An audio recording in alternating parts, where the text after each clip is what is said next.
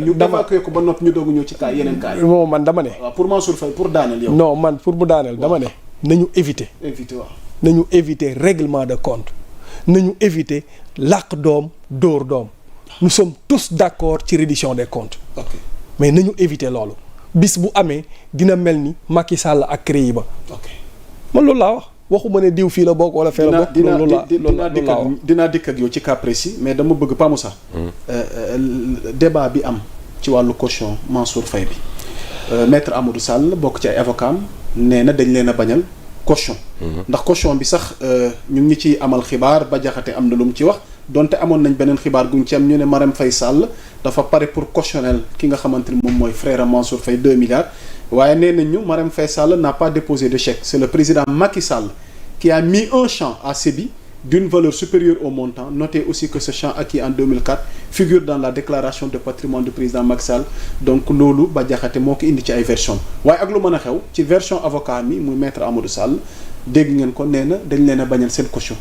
alors Pa Moussa leeral ñu foofu ndax mbiru caution boobu noonu bañal gi ñu ko bañal am na ay arguments yu valable yi tax ñu war ko mën a bañal caution à l'image ni ko moom moo waxee léegi daajal ak ñeneen ñi nga xamante ni nangul caution cas bii lan moo ci exception bi lan lañ ci war a jàng. non amul benn règle bu figé bay am exception amul benn règle bu ne ku cautionné dañ la war a bàyyi par force. ah loolu foog mu leer. amul caution garantie la.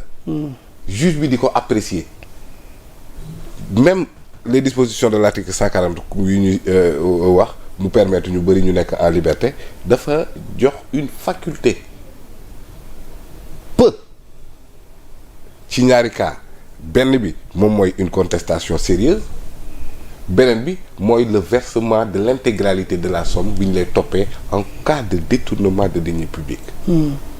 foog infraction bi ñu leeral ko foofu parce que les gens se disent pourquoi Tange Tandian Abdou Aziz Mbaye cautionné 2 millions 4 millions ñu bàyyi leen. Farba Ngom même pour le cas des ministres devant la haute cour de justice Ndeye Saly Diop Dieng. waaw elle a cautionné. oui Farba Ngom ak ñoom Tahirou cautionné des milliards et des milliards. bàyyiwuñu leen. il faut que ñu comprendre loolu noonu. déjà ñooñu bi ñu ñëwee dafa am foog naa am na ci kenn koo xam ne 200 millions lañ ko doon toppee par exemple. andi ay pièces justificatives di prouver pour prouver 198 millions. lu des du 2 bu verser les 2 lay dem parce que l'intégralité de la somme bi ñu lay toppee n'est plus 200 millions mais 2 millions parce que 198 yi prouver nga ko ba pare. kon toppeetuñ la ko 2 millions lañ lay toppee vous versez l'intégralité de la somme juge bi mën na la may. mooy ñoom Tange Tandian ñoom Abdou Aziz Mbaye. c'est à l'appréciation du juge. léegi nag loolu dafay fekk ñu lay toppee rek détournement de deniers publics. mais les cas Farba Ngom les autres cas ñu naan surfacturation blanchiment et cetera. corruption pour le cas Ismaïla Madior. ce n'est pas assujetti à ces 2 formes de libération contrôle judiciaire parce que 2 formes yi détournement kese la mais.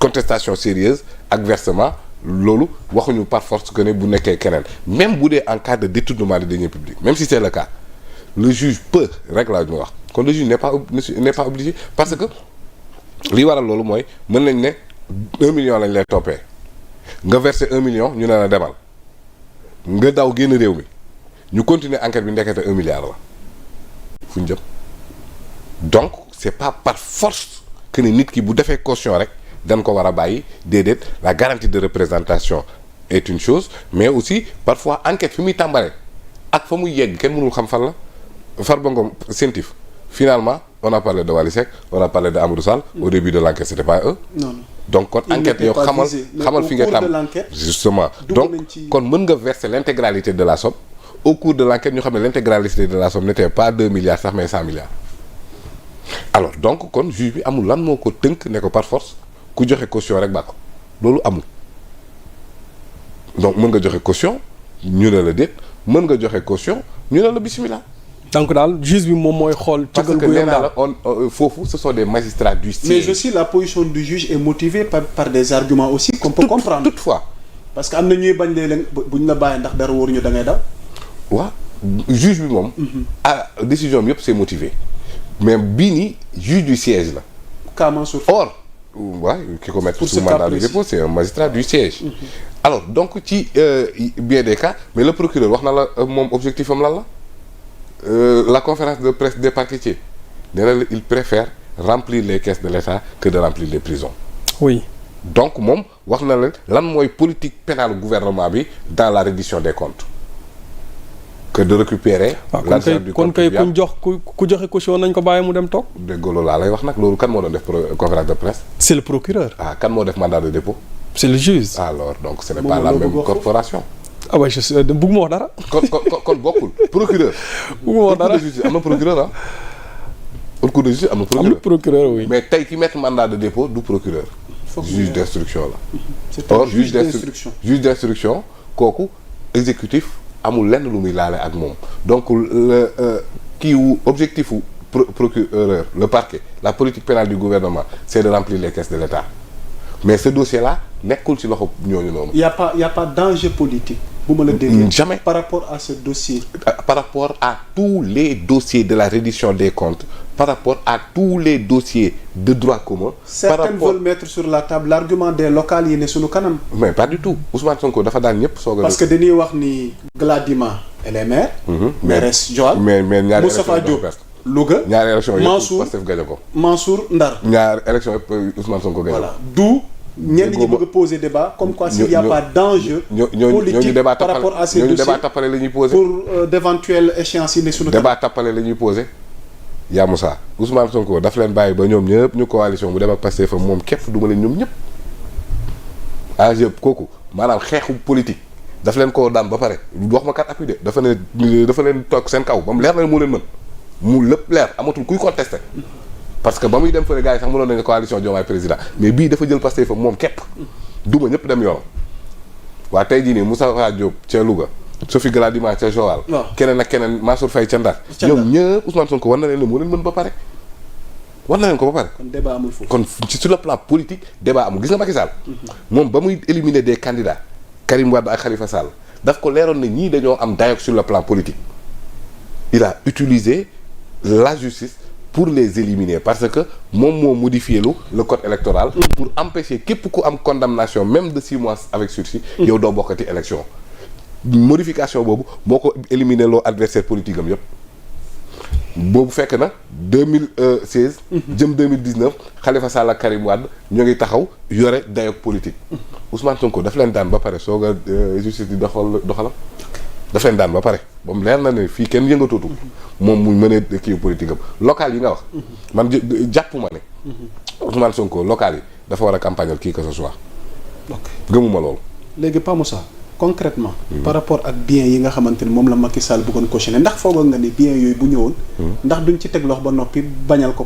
bu ma parce que ñu ngi xamal ne c'est le président Macky Sall qui a mis un champ à Sébi donc Macky Sall a un champ à Sébi qui a une valeur supérieure au montant et mu ko ci ñokkal mu ñu ci yokkal ki ko nettali que ce champ acquis en 2004 figure dans la déclaration de patrimoine du président Macky Sall.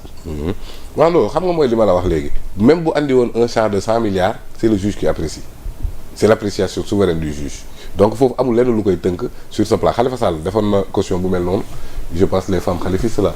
dajale woon nañ seen i ay waaw jërëjëf foog naa dajale woon nañ seen i takkaay ak seen i lu nekk pour cautionner le juge avait refusé. le juge d'instruction moom mooy apprécier.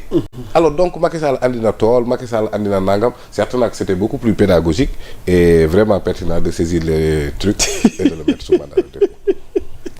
tu penses. oui c'est ça parce que. mais lu mën a nekk la souvent nga indi bien pour cautionner ko ñu téye bien ba pare bañal la cautionner. non je demande. non par exemple. ci wàllu procédure. waaye xam nga ay saisie. waaw day am. procureur déjà le parquet financier wax na leen ne am na lu bëri lu ñu jot a teg loxo. exactement mais ici on n'est pas au parquet financier on est à la haute cour de justice. exactement tey jii nii Macky Sall il ne fait pas l'objet de procédure ba ñuy confisquer alalam. Macky Sall haute cour de justice toppagul Macky Sall toppagul Marème Faye Sall ba ñuy saisir seen bien parce que la plupart yi concerne parquet financier CENTIF lay jóge CENTIF à travers benn organe bu tudd ONRAC office national de recouvrement des avoirs criminels ñooñee bu ñu jàppee ne cet avoir là mu ngi jóge ci infraction mën nañ koo téye looloo tax les parquet financier di la wax ne recours téyegum nañ nangami milliards. am na yoo xamante ne saisie la conservatoire en attendant l'issue des procès am na yoo xamante ne nit ki bu jugee ne day cautionné ji là c'est Fadilou là c'est décès. caisse de dépôt et consignation. voilà donc tey jii nii nag la haute cour de justice foogu ma ne Macky Sall qui n'a fait l'objet d'aucune procédure pour le moment peut voir ses biens confisqués. peut-être loolu c'est un autre débat. Pourra-t-il faire l'objet d'une procédure xam naa il doit le faire mais balaa may jàll Momo à ce sujet concernant affaire cautionnement bi yow. non man cautionnement mooy li ma ci wax nga jàpp ni.